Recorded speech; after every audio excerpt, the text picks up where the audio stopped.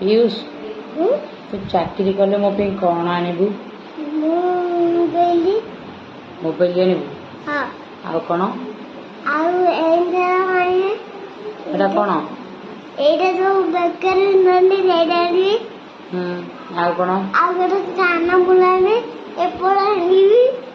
ଏପଟେ ଗୋଟେ କାନ ଫୁଲ, ସେପଟେ ଗୋଟେ କାନ ଫୁଲ। ଆଉ ଗୋଟେ